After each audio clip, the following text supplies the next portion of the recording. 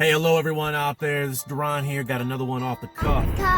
This one is it's a bit heavy for me to share because of the real significance and the timeliness and the importance of it all. So with that said, let me just go ahead and just jump right into it.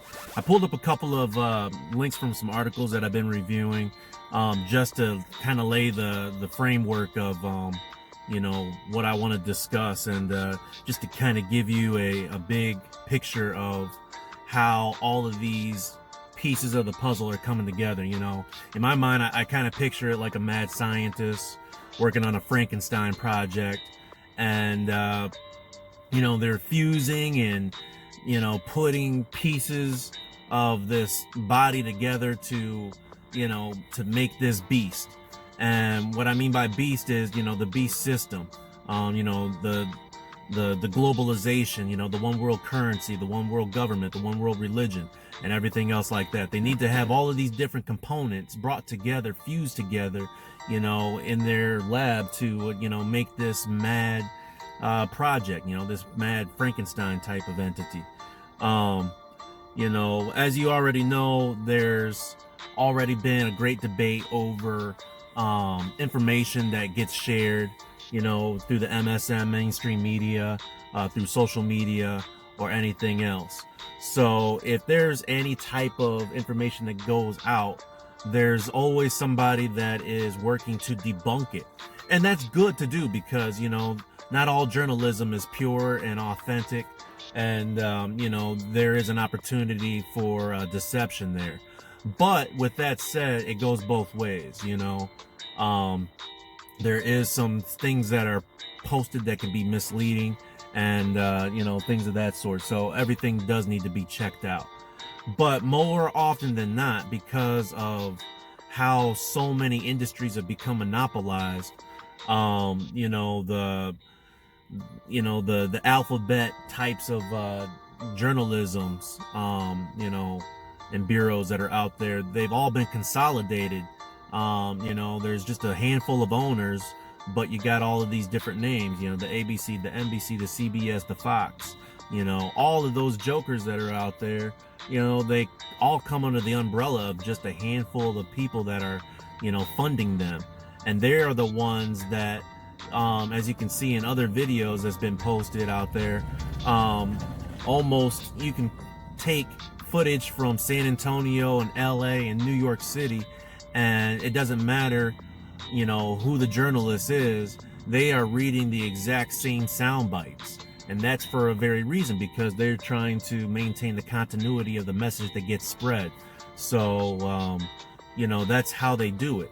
So with that said, I pulled up a couple of sites and links here that I wanted to discuss. One of them is a site called Yonder, Yonder, and right there on their homepage, it talks about how the internet, own your brand narrative is what they say.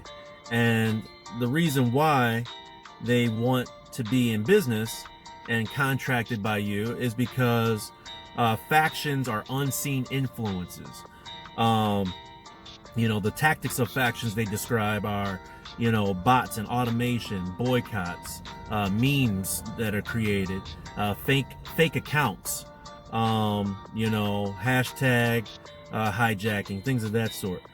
Their purpose for being there ultimately is to help you keep your narrative on track, stay steps ahead, because they want you to remain in control of your story. They want you to know that they are there for you, to help you promote the message and the narrative and the speech that you want to spread. I'll just give you a silly example. Let's say that some independent research had been done at a cereal making factory or something like that, and they discovered that there was sawdust mixed in with the cereal or something like that.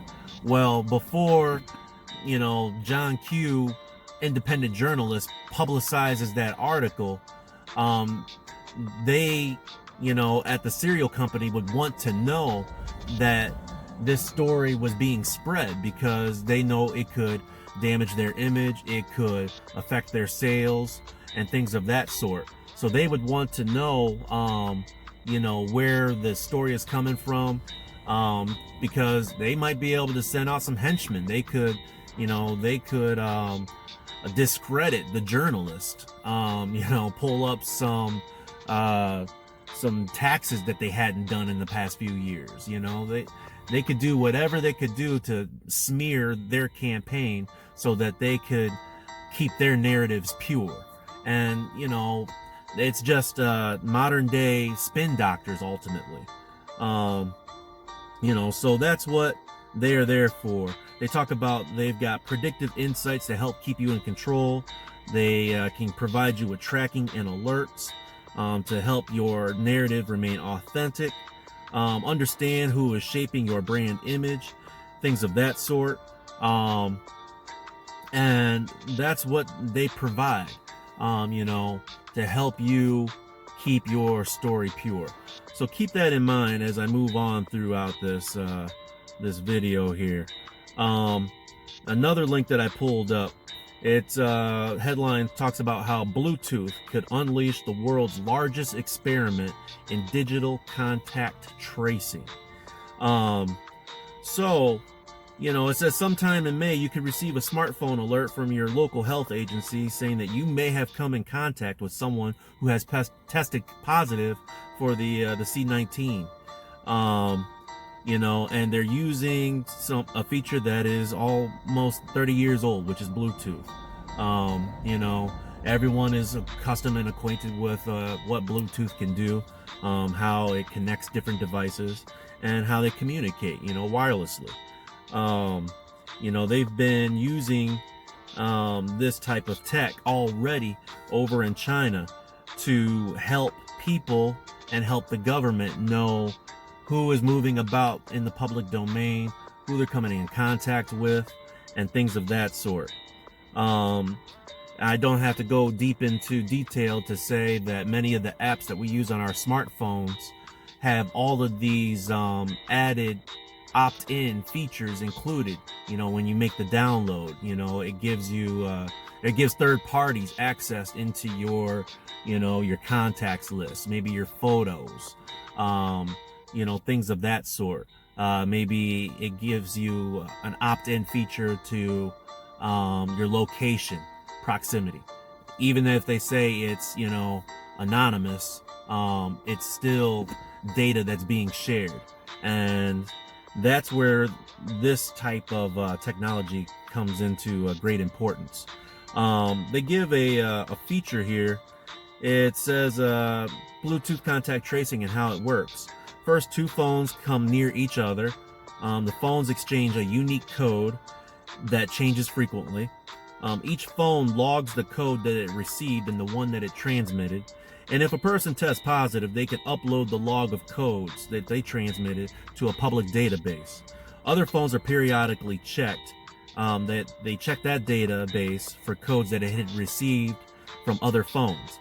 If a match is found, then the phone knows that it was near a person who later tested positive, and it triggers an alert. And that is going to be the data that gets shared into the database.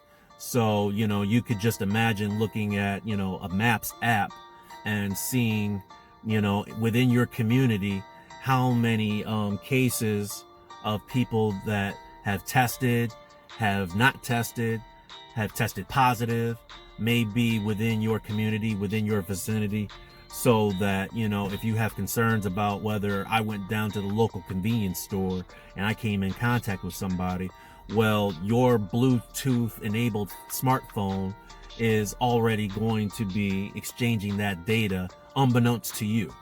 And, this is where people have more trust and dependence in AI technology than ever before.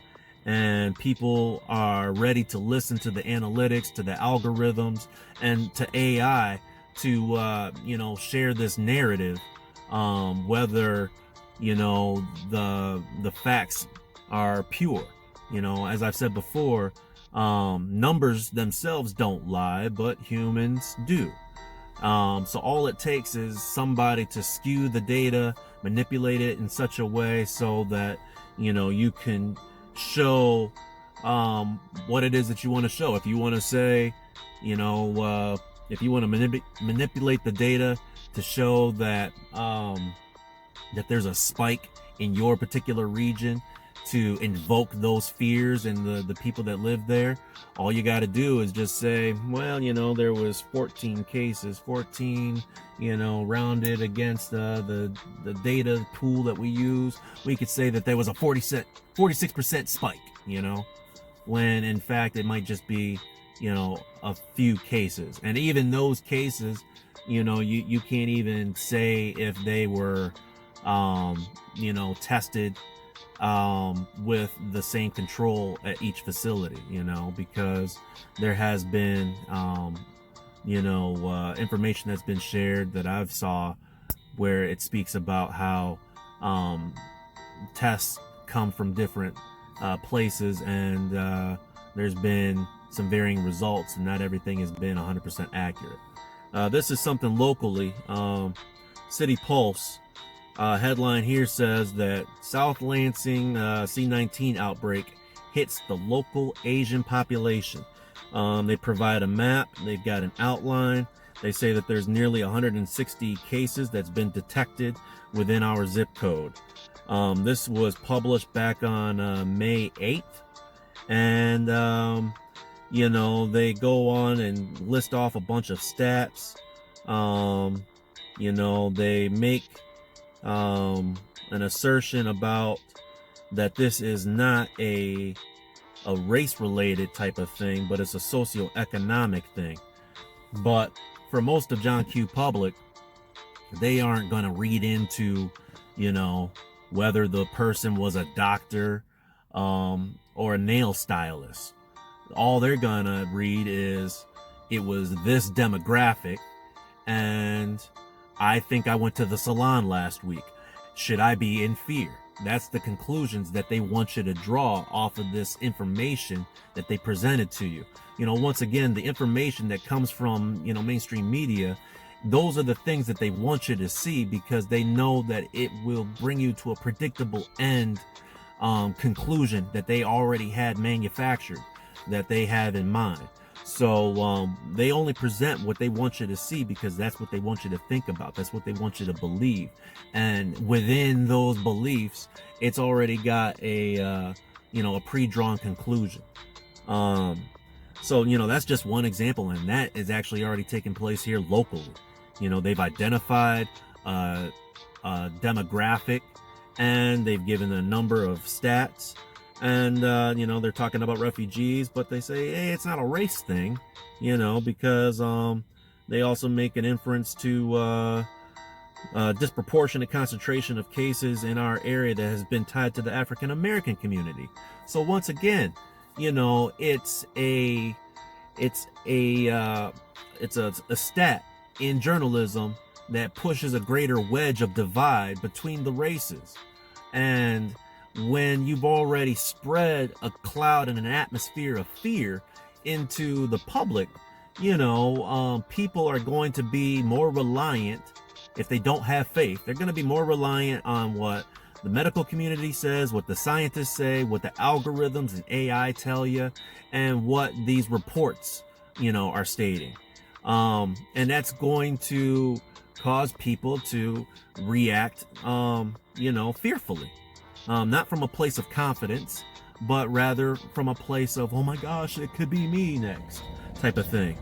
I want to keep this moving. The next thing that I would like to share with you is something that got brought to my attention. Pulled this up off of congress.gov. There was a bill that was signed into law by the Congress on May 1st of this year. It initially was tossed on the table late last year. It's about a 5-page read, so it is rather brief. And it is a law that's called HR 6666. Okay? and it's related to the C-19 pandemic that's ongoing. And what it describes is how they want to have contact tracing using mobile health units. Key word here is the tracing.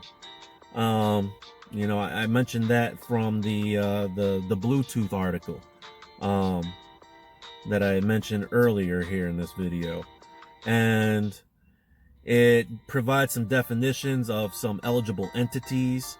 You know, it talks about healthcare centers, school-based clinics, nonprofit organizations, including any such faith-based organization. You know, faith-based, that's a church. It doesn't say church, but it says faith-based. So, you know, it gives them the rights to investigate all of these types of locations that I've described here. The term hotspot means a geographic area where the rate of infection with the C-19 exceeds the national average. Think about that in regards to what I just mentioned as far as the last article that I discussed, where they identified the Asian demographic, you know, here in our zip code. They have an allowance, I think, of $1 trillion for the fiscal year of 2020. And they're going to use that money to set up these mobile units. And they're going to pay them for, you know, the training, for doing the checks and everything else like that. Now, trace, I mentioned that earlier in this. Contact tracing is something that they also define in this. TRACE is an acronym that stands for testing, reaching, and contacting everyone. Sounds pretty self-explanatory. So testing, reaching, and contacting everyone. So you basically just gave, the Congress just gave a blank check. Yeah, I say blank, but it, you know, it's a $1 trillion budget to contact everyone. And how are they going to do it? Well, I just described some of the mechanisms, and I just supported it with some of the other articles that I mentioned, where the Bluetooth technology is already in place, where they are going to compensate people for these, you know, door-to-door checks, the different places that they are going to be checking, which, like I said, included the medical facilities, the schools, and the faith-based organizations. This is something that got signed into law with a very peculiar number that they chose for the name of the bill. Nothing is coincidental in this world. It's not irony that they chose this number, because the Bible says very, very much about any type of number that has the 666 in that attached to it. This one has 4, but again, let's keep it moving. Now, what was I talking about here? Talking about the TRACE Act, contacting everybody. Now, the World Health Organization, they had an executive director. It was a doctor by the name of Mike Ryan. He put out a video, I think it was in late March, and in this discussion, which you can look up online, he talked about that he needed to make a call for the removal of sick family members from their households. Now, in this video, it's not even that long, probably about 3 to 5 minutes. He talks about how, you know, with the flattening of the curve, and that, you know, the spread of the, you know, the C-19, it wasn't really being done a whole lot publicly, but it was happening more within the home, you know, amongst the family members. So he said that there would be a need for the removal of sick family members from the home in a dignified manner, you know, to socially isolate them so that they could be, you know, tended to. I mean, that's some very strong language there. You know, and this is from the World Health Organization. You know, who's obviously one in one with you know, the UN, and the UN is, you know, basically taking the front seat of this vehicle that we're traveling through as far as trying to deal with this pandemic. And you know, these are the authorities, the powers that be, that the public are listening to, that, you know, they're waiting for insight from. And this is what this guy has to say: a dignified seizure of sick family members. Now, keep that in mind. Like what I've just said, you know, the Congress just signed this into law May 1st, the Trace Act. They're going to be going door to door, home to home, right? You know, they got nearly an inexhaustible budget to do this type of thing. You know, I'm sharing all of this stuff with you so that you can start to connect the dots. You know, because a lot of the stay-at-home executive orders from the states and the governors, they're starting to be lifted right now. But, you know, it's only because, you know, there's been such an outcry from the public to loosen the controls for the economy and let people get back to work. You know, there's a lot of people, even here in my state, that have not even received, you know, unemployment pay and stuff like that. So we're over 2 months into this thing, and there's some people that haven't even gotten a check. So there's been a great outcry, but, you know, I strongly suspect that they are trying to buy themselves some time to get the, you know, the vaccinations completed, so that they will have something that they can present to the people at a later point in time to take this vax, so that you can be spared of the troubles of dealing with the C-19. And if you don't, well, then the WHO has already said they want to have a dignified seizure of family members who may be transmitting this stuff one to another. How can they figure that out? Well, Congress already has a Trace Act in place. What are they going to be using? The technology of Bluetooth and apps that are going to be published, where people will have to certify that, you know, that they've been tested or that they're not showing symptoms, so that they can still enter into the public domain, you know, get in trains and airplanes and ride buses, but also go to work, because you're going to have to be going through these different checkpoints with thermal imaging to prove that you are not running a fever or a temperature. Otherwise, you're going to be turned away. All of these things are being put in place, you know, very significant stuff. The last article that I want to share is probably the most significant of them all. Again, this is a patent that was completed here in the recent days and months. This is a patent that has come from Microsoft. As you already know, Microsoft was headed by a guy by the name of Bill Gates up until a short time ago, where he left this post and then suddenly took his you know, intelligent mind of dealing with software to suddenly, you know, be the face of, you know, the global community as far as fighting this pandemic. You know, nothing is coincidental once again. But this is a patent that's called WO 2020-06-0606. So again, you got those series of sixes in there. And this is defined as a cryptocurrency system using body activity data. This is a rather long read. It gives a couple of tabs that you can review. It's got a description, claims, and some drawings that you can look at here. And it's talking about, you know, it gives some definitions that, you know, cryptocurrency is a medium of exchange. You know, it talks about the blockchain technology, mentions Bitcoin and things of that sort.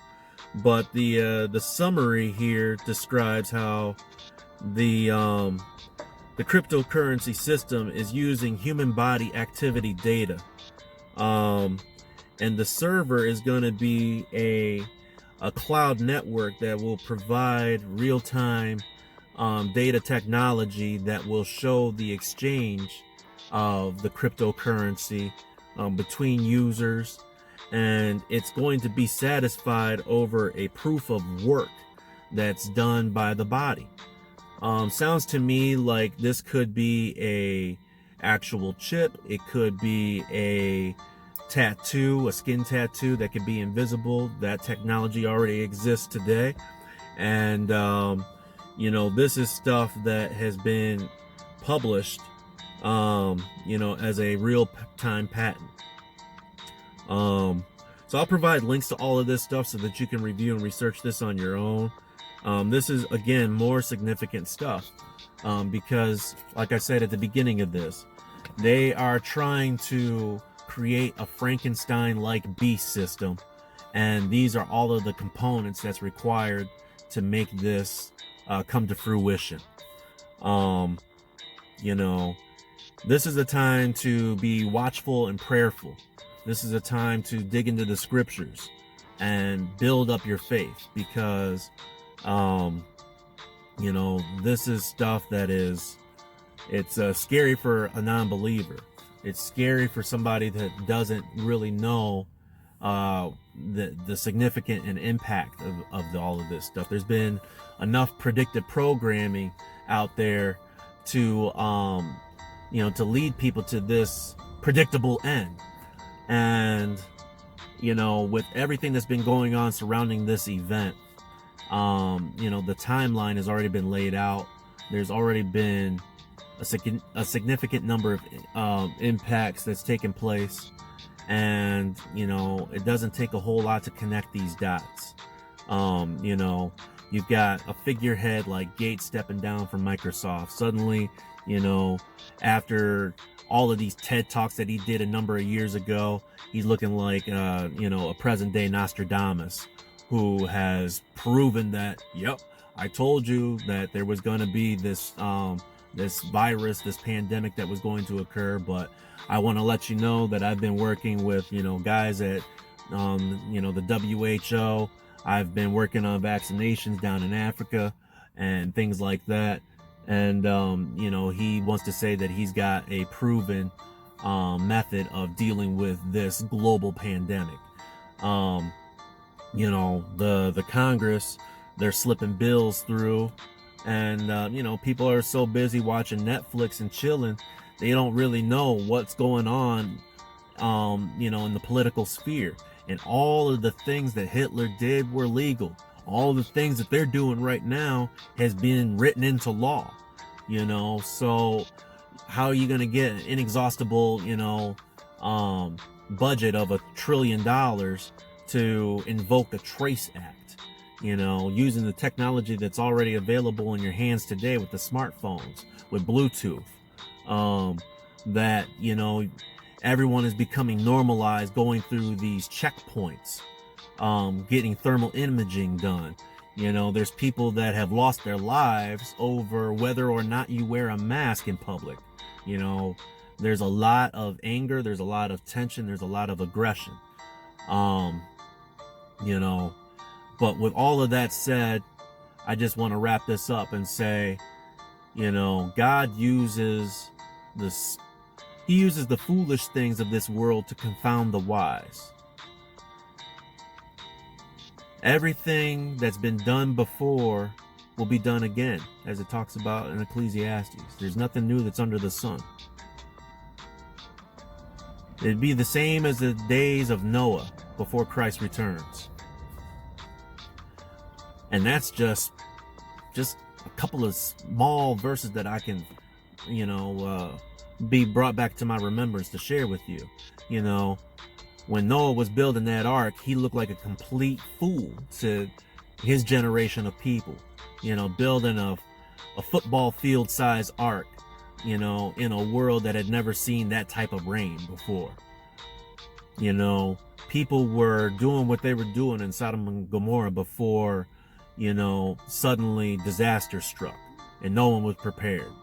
So, same as in the days of Noah, be prepared, be prayerful, be watchful, and know that, you know, these things are not becoming visible to the public for, you know, just for kicks and giggles. This is God revealing people, or revealing the truth to the people, so that, you know, you can be prepared in these times of, you know, struggle. So that's it for right now. Thank you for tuning in. God bless you all, and I hope to do another one of these soon. Off the cuff, Duran. Peace.